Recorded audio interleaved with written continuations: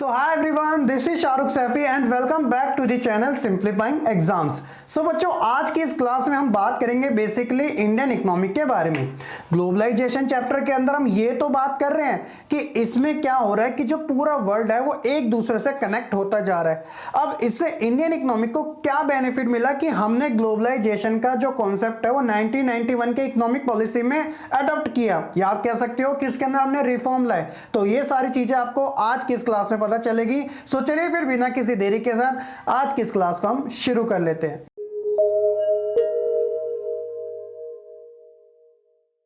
बच्चों, सबसे पहले हम बात करेंगे फॉरेन ट्रेड के बारे में। अब यहाँ पे फॉरेन ट्रेड का कॉन्सेप्ट दोबारा से क्यों आ रहा है, तो इसका मेन रीजन है कि बच्चों हम इंडियन इकोनॉमी के बारे में बात करें। देखिए, जब किसी कंट्री की जो भी गुड्स है, सर्विसेज है, जब वो सोल्ड होने लग जाती है, यानी कि उनका एक्सपोर्ट ज्यादा होने लग जाता है, तो आप ये समझिएगा कि उस कंट्री की जो जीडीपी है अब वो ग्रो कर रही है।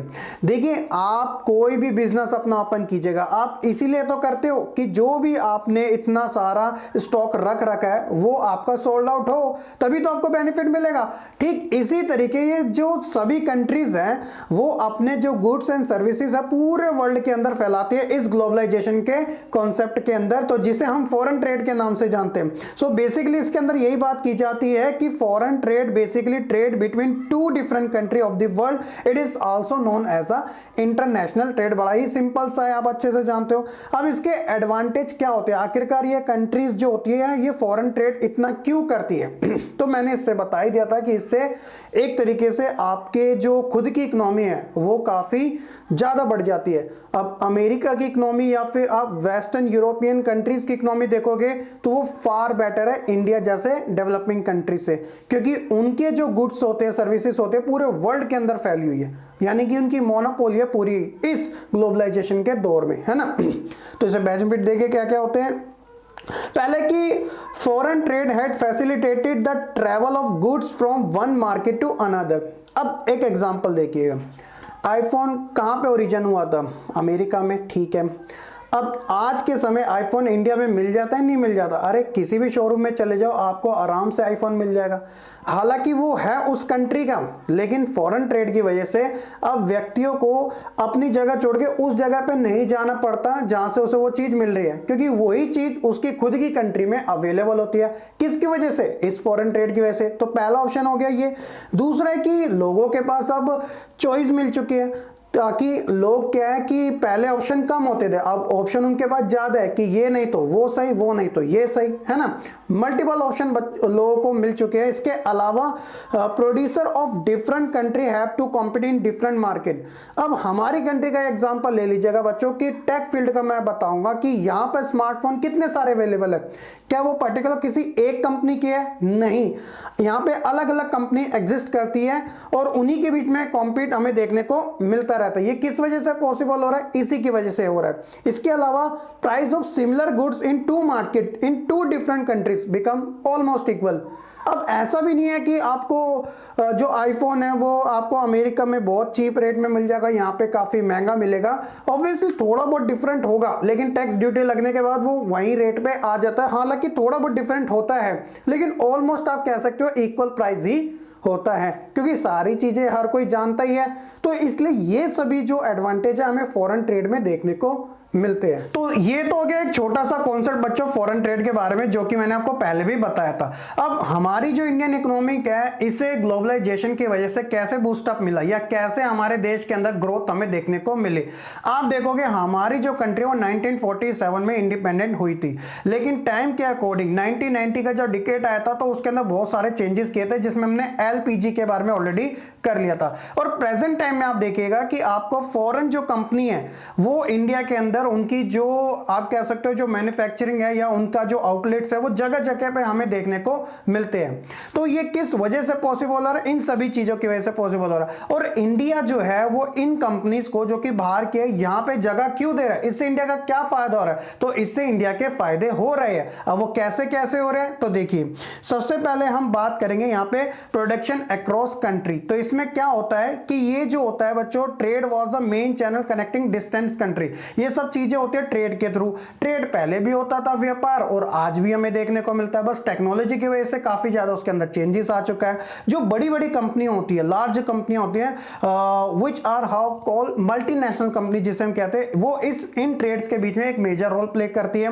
इसमें होता क्या है कि जो एमएनसी कंपनियां होती है, जिनका खुद का एक तरीके से ओनरशिप होता है, कंट्रोल होता है प्रोडक्शन के ऊपर, वो एक से ज्यादा कंपनी के अंदर अपना बिजनेस को पूरा स्प्रेड कर देती है। और एमएनसी क्या करती है, साथ ही बड़े बड़े देशों के अंदर, छोटे छोटे देशों के अंदर अपना एक factory for production in region, अलग अलग क्षेत्र में अपनी फैक्ट्री एस्टेब्लिश कर देती है, जहां पे उन्हें चीप लेबर भी मिल जाती है और रिसोर्सेज भी मिल जाते हैं, जिस वजह से उन्हें एक ग्रेटर प्रॉफिट देखने को मिलता है। और इससे उस कंट्री की इकोनॉमिक को भी प्रॉफिट देखने को मिलता है जहां पे वो एस्टेब्लिश होती है। अब हमारे इंडिया जैसे ही देश का एग्जांपल ले लीजिएगा कि यहाँ पे टेक्नोलॉजी आ जाने से बहुत सारे चेंजेस हमें देखने को मिल गया है। आज के समय डिजिटलाइजेशन जो एक वर्ड है वो काफी ज्यादा पॉपुलर भी होता जा रहा है। हमको सारी चीजें इजीली ऑनलाइन भी अवेलेबल मिल जाती है, और ऑफलाइन जो आउटलेट्स होते हैं वो जगह जगह पर अवेलेबल होते हैं बाहर की कंट्री के। तो इससे कहीं ना कहीं इंडिया के लोगों को भी ऑप्शन मिल रहा है, और इंडिया के अंदर जो पहले कमी चीजें देखने को मिलती थी, अब उसकी बहुत अच्छी क्वांटिटी में एक तरीके से फैसिलिटी अवेलेबल है। तो ये सारी चीजें बेनिफिट होती है, और इससे हमारी गवर्नमेंट को टैक्स भी मिलता है, और साथ ही यहाँ पे एम्प्लॉयमेंट भी जनरेट देता है। यानी कि देखिए, आईफोन का अगर आउटलेट होगा तो यहाँ पे जॉब भी कौन करेंगे, इंडियंस ही करेंगे। तो इससे ये भी फायदा होता है कि हम एक तरीके से गेट ओपन कर देते हैं बाहर वालों के लिए, आइए और हमारे यहाँ पे बिजनेस कीजिएगा, और हमारे यहाँ पे एक तरीके से एम्प्लॉयमेंट जनरेट कीजिएगा, है ना। सो बच्चों, हमारा टॉपिक है इंटरलिंकिंग प्रोडक्शन अक्रॉस कंट्री। तो देखिए, इसमें क्या बात की जा रही है कि the money that spend to buy asset, asset किस टाइप के, चाहे वो आपका लैंड हो, बिल्डिंग हो, मशीन हो, या फिर अदर इक्विपमेंट हो, इज कॉल्ड इन्वेस्टमेंट, है ना। तो हम इन चीजों को खरीदते हैं, इनमें इन्वेस्ट करते हैं। और एमएनसी क्या करती है, एमएनसी क्या करती है, an investment made by MNC it's called foreign investment. कहने का मतलब सिंपल सा है बच्चों कि बहुत सारी कंपनियां अपने यहां पर तो एक अच्छी खासी पॉपुलर होती है, वो धीरे धीरे इस ग्लोबलाइजेशन के दौर पे अपना जो एक कम्युनिटी है वो बिल्डअप करती है अच्छे, और हर एक कंट्री के अंदर कुछ ना कुछ अपने आउटलेट्स ओपन करती है। तो वो एक तरीके की फॉरेन इन्वेस्टमेंट करती है कि भैया चलिए, इंडिया को हमने चूज कर लिया, यहाँ पे लोग काफी अच्छी मात्रा में, हो सकता है कि यहाँ के जो लोग हैं हमारा जो गुड्स है या सर्विसेज है वो आराम से परचेज कर लेंगे, तो इससे हमें ही फायदा होगा और उस कंट्री के अंदर भी बेनिफिट देखने को मिलेगा। एमएनसी क्या कर रही है आज के समय, exerting a strong influence on production at this distance location. तो आज के दौर में आपको एमएनसी ही जगह जगह देखने को मिलेगी, जिसकी एक मोनोपोली हो चुकी है पूरे मार्केट के अंदर। आप देखोगे आईटी सेक्टर पूरा भरा पड़ा है आपको फॉरेन कंपनियों से रिलेटेड, है ना। और इसका रिजल्ट ये हुआ है कि production in this widely dispread location is getting interlinked. तो आपने एक वर्ड सुना होगा आउटसोर्सिंग का। आउटसोर्सिंग में क्या होता है कि कोई एक देश की कंपनी किसी दूसरे देश के एम्प्लॉयर से, यानी कि वहां पे आउटसोर्सिंग का उन्हें वर्क दे देती है और चीप भी पड़ता है। खासकर ये वेस्टर्न कंपनी, हाँ, इंडिया के अंदर खासकर ये जो आप देखते हो ना कॉल सेंटर, ये बहुत सारे आउटसोर्सिंग यहाँ पे काम करते हैं लोग, ताकि इनको ईजिली सारी चीजें अवेलेबल हो सके और इनका कम चीज में ज्यादा काम भी आराम से हो जाता है। तो ये सारी जो चीजें हमें इन्हीं के अंदर देखने को मिलती हैं। तो ये तो हो गया बच्चों हमारा इंटरलिंकिंग प्रोडक्शन अक्रॉस कंट्री। अब MNC interlinking production across country किस तरीके से करती है, हमने ये तो जान लिया एमएनसी इसके अंदर मेजर रोल प्ले करती है। तो वो देखिए कुछ टाइप्स अपनाती है, जैसे आप देखोगे यहाँ पे 3 टाइप्स है। पहला है कि bye setting up partnership with local company. तो देखिए कोई दूसरी कंट्री की कोई भी कंपनी होती है तो वो किसी अदर कंट्री के अंदर कैसे कोलैब करती है, तो सबसे पहले वो पार्टनरशिप कर लेती है। तो पार्टनरशिप से क्या होता है कि दोनों के अंदर एक म्यूचुअल अंडरस्टैंडिंग बन जाती है और साथ ही लोकल कंपनी को सप्लाई भी करती है। और इसके अलावा by closely competing with the local company और बाइंग देम अप, यानी कि वो लोकल कंपनी के साथ कंपीट भी करती है और ज्यादा होता है तो उसे खरीद भी लेते हैं, क्योंकि उसके पास पैसे की कोई कमी नहीं होती है। आप देखते हो कि ऐसे बहुत सारी है जो पहले अपने नाम से जानी जाती थी, अब वो किसी के अंडर आ चुकी है, यानी उसे किसी ने खरीद लिया। जैसे एग्जांपल की अगर बात करें, मैंने पहले भी दिया था, मिंत्रा एक ई कॉमर्स कंपनी है जिसे फ्लिपकार्ट ने बाय कर लिया तो अब वो किसके नाम से जाने जाएगी, फ्लिपकार्ट के नाम से जाने जाएगी, है ना। तो इस चीज का आपको ध्यान रखना। तो ये बड़ी बड़ी कंपनियां, इनके लिए ये सारे प्रोजेक्ट जो होते हैं काफी ज्यादा डिस्कशन के काम आते हैं कि ये अपने एक तरीके से कॉम्पिटिटर को ही अपने अंडर में ले लेगी, जहां पे ये कंपटीशन ही खत्म कर देती है ना। तो ये तो हो गया इनके बारे में। इसके बाद बात आती है बच्चों लिबरलाइजेशन के बारे में। अब यहाँ पे लिबरलाइजेशन किस तरीके से काम कर रहा है, देखिए इंडिया के अंदर अगर हम अपनी इकोनॉमी को बूस्टअप कर पा रहे हैं तो लिबरलाइजेशन की वजह से कर पा रहे हैं, क्योंकि इसके अंदर होता क्या है कि liberalisation refer to the reduction यानी कि कमी या फिर एलिमिनेशन ऑफ गवर्नमेंट रेगुलेशन।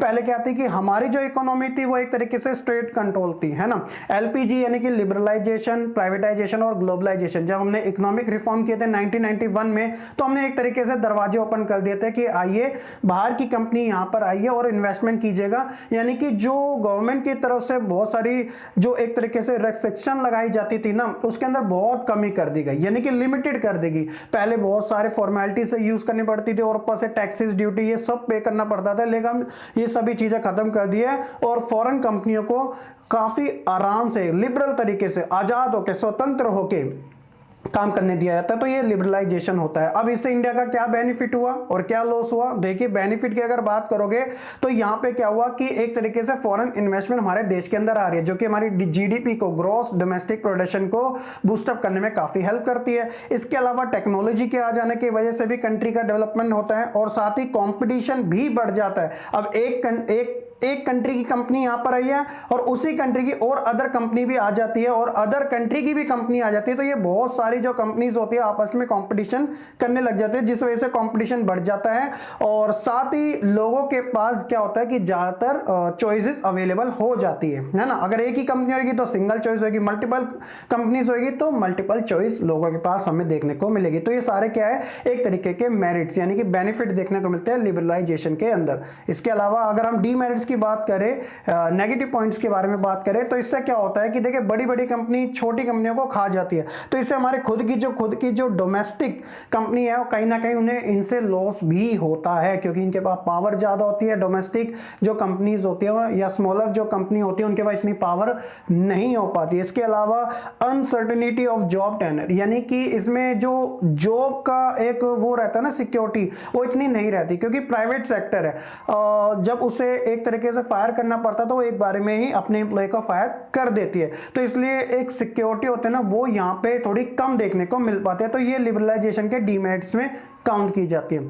तो एक ओवरऑल तरीके से हम कंक्लूजन के तौर पे बात करें तो बच्चों एक तरीके से आज का ये जो दौर है ग्लोबलाइजेशन का, इससे सभी कंट्रियां इंपैक्टफुल हो रही है। इंडिया इसका बहुत बड़ा एग्जांपल आप ले सकते हो, जो कि सोशलिज्म की तरफ था लेकिन अब वो कैपिटलिज्म की ओर बढ़ता जा रहा है। हालांकि हम एक डेमोक्रेटिक कंट्री है और हमारा जो झुकाव है वो हमारे एग्रीकल्चर सेक्टर की ओर जाता है, लेकिन हम टेक्नोलॉजी की वजह से सभी में चेंजेस ला रहे हैं और एक तरीके से जो डिजिटलाइजेशन है उसको तेजी से बढ़ाते जा रहे हैं, जो कि लोगों को एक तरीके से फैसिलिटीज भी ज्यादा प्रोवाइड करवा रहा है। तो ये सारी चीजें बच्चों हमें आज के इस लेसन में जानने को मिली, स्पेशली एमएनसी से रिलेटेड जो भी हमने टॉपिक्स को कवर किए। तो ये तो होगी सारी चीजें। अब जो मैं आपको अगला पार्ट पढ़ाऊंगा उसके अंदर मैं बात करूंगा सेज के बारे में। सेज यानी कि स्पेशल इकोनॉमिक जोन, यानी कि फिर से वही बात आएगी कि फॉरेन कंपनियों को फैसिलिटीज प्रोवाइड कराने के लिए हमने ये जो सेज ओपन किए हैं इससे क्या बेनिफिट हमें मिलता है, क्या हमारा इसका एम है, और सारी चीजें बच्चों आपको इस लेसन के फोर्थ जो कि हमारा एंड पार्ट होगा उसमें देखने को मिलेगी। होप्स होगी बच्चों स्टिल आपको ये जो वीडियो वो काफी अच्छे से समझ आ चुकी होगी। स्टिल कोई डाउट है तो आप कमेंट सेक्शन में बता सकते हैं और वीडियो को लाइक कमेंट शेयर करने के साथ चैनल को सब्सक्राइब करना बिल्कुल ना भूलेगा। बाकी हम मिलेंगे अपनी नेक्स्ट वीडियो में, तब तक के लिए सब बच्चे खुश रहे, पढ़ते रहे और ऐसे ही आगे बढ़ते रहे।